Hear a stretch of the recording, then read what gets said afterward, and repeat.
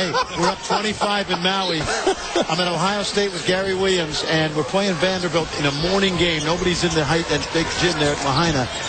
And we get, and I yell, over the back, and there's nobody in the gym, so everybody hears me, and I get teed. And the next day in the Columbus Dispatch, it says, Ohio State wins going away, but late in the game, Gary Williams inexplicably got a technical foul. And I'm going to see Coach Williams down in Orlando. He's probably going to remind me of that. Yeah, we've got the Michigan State Maryland game. Tyreek Evans a little out of control right there. Still, though, draws the foul. Well, he did draw the foul, but I'm a big believer in not rewarding an offensive player who's out of control like that. There's obviously a little contact there, but he had nowhere to go.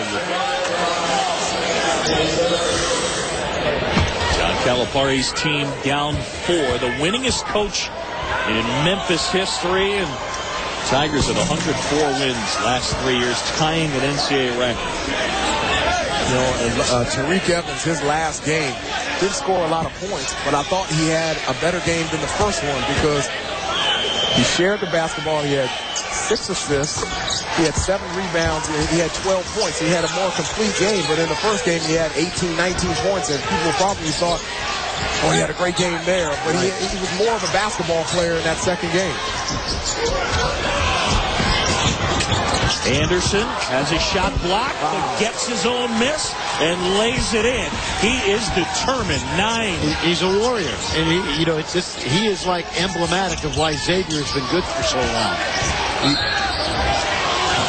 They get Kenny Freeze in the foul. The freshman charged with his 3rd. And tomorrow night, ESPN 2, a couple of college basketball games for the O'Reilly Auto Parts CBE Classic. First, it'll be Syracuse and number 19 Florida, 7:30 Eastern, and then number 24 Kansas goes up against Jonathan Brockman and the Washington Huskies. That is at 9:30 Eastern here on ESPN 2.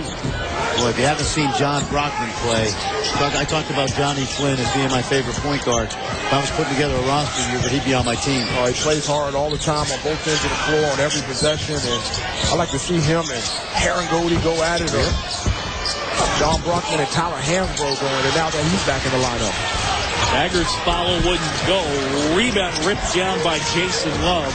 And Xavier looking to add to its 4-point advantage. Yep, right here, easy. Your freshman Holloway. That's it.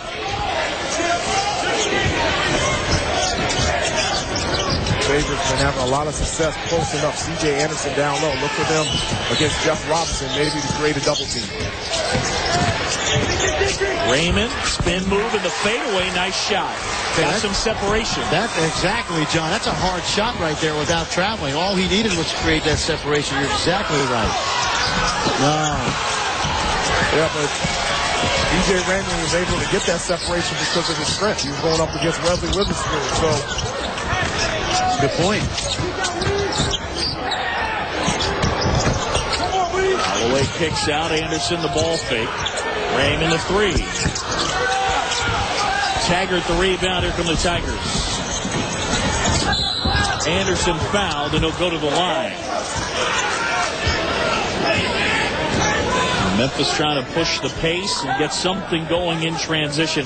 Has not been easy, though, tonight. It hasn't. But I like the idea that they're pushing it because they're not getting anything in the half-court offense, whether it's the zone or the sagging man-to-man. They've bottled up Taggart and Dozier. And Dozier's been in there inside. Well, this is going to be the case for them all year. If they don't create turnovers and get into the open court, they're going to have a tough time scoring unless one of them, Donnell Mack or Robert Sala, really can't really shoot the ball well from the outside. You know how I describe it, guys? Last year they had a Bentley.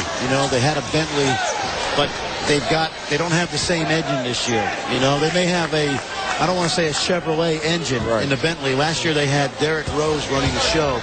And what will happen is the car's not going to run as smoothly this year, but it's still going to look nice. They will still win a lot of games because John Calipari will coach it out of them, but they're not going to have the same flow they did with CDR and Derrick Rose gone.